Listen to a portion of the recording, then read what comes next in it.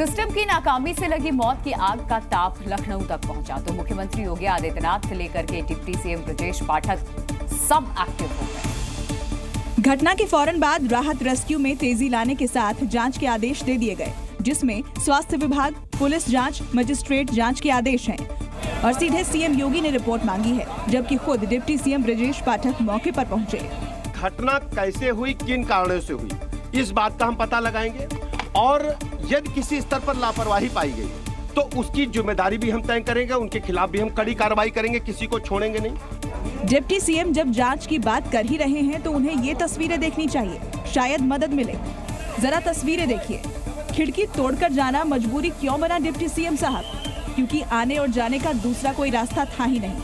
होता तो शायद बच्चों की जान बच जाती। आग लगी है ये बताने के लिए हर इमारत में फायर सिस्टम नाम की चीज होती है, लेकिन मेडिकल कॉलेज का सिस्टम फायर सिस्टम से बड़ा खिलाड़ी था, लिहाजा मेंटेनेंस की जरूरत नहीं समझी। अंजाम सबके सामने है।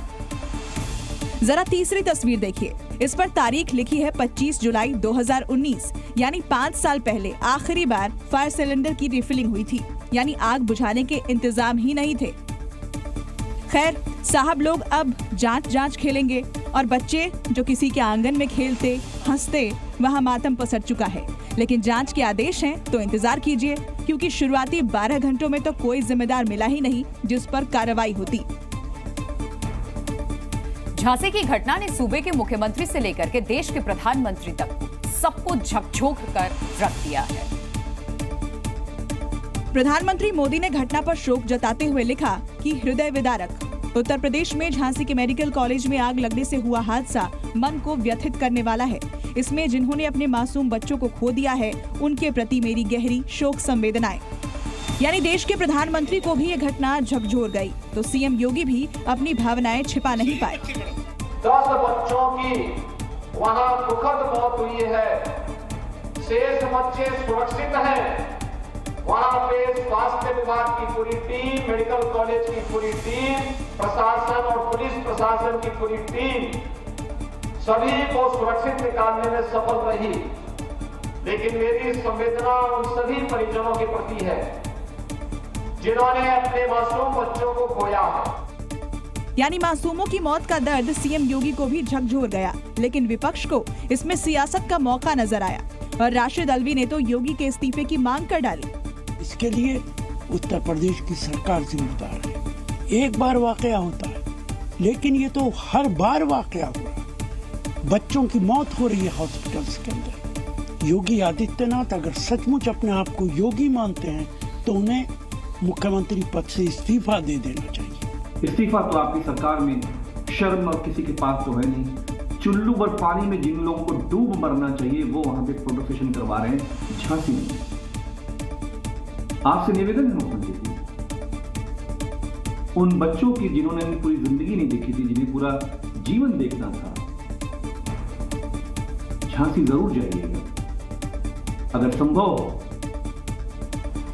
उस मां से जिसने बच्चा जना था, आंखों से आंखें मिलाकर जरूर बताएं। यानी मासूमों की मौत पर भी जमकर सियासत हो रही है, लेकिन अपने कलेजे के टुकड़े को खोने वाले परिवारों की कोई बात नहीं कर रहा इस अग्निकांड में, जिनकी दुनिया ही उजड़ गई।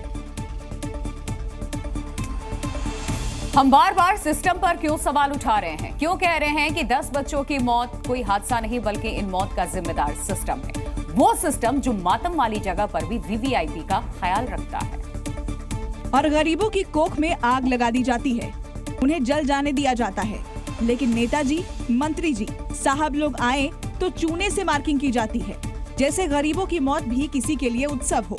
एक तरफ ये दुख तो दूसरी तरफ वीआईपी कल्चर। सिस्टम के बेहयाई की भला इससे बड़ी तस्वीर क्या हो सकती है? जरा ये तस्वीरें देखिए।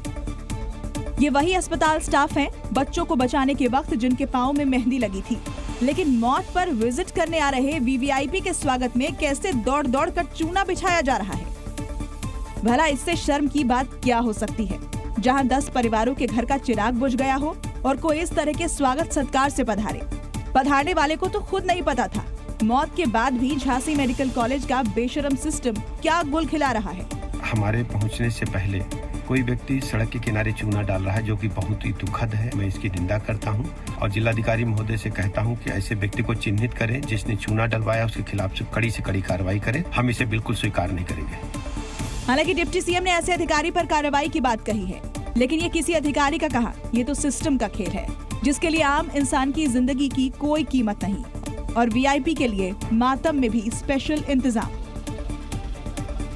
बटेंगे तो कटेंगे के नारे खुद को अलग बता करके डिप्टी सीएम केशव प्रसाद मौर्य ने सियासी तापमान को हाई कर दिया। हालांकि जी न्यूज पर उन्होंने अपनी सफाई पेश करते हुए कहा कि हम सब साथ हैं, लेकिन सफाई से पहले के बयान ने कई सवाल खड़े कर दिए। सवाल यह है, क्या योगी के डिप्टी सीएम उनके बयान से सहमत नहीं है?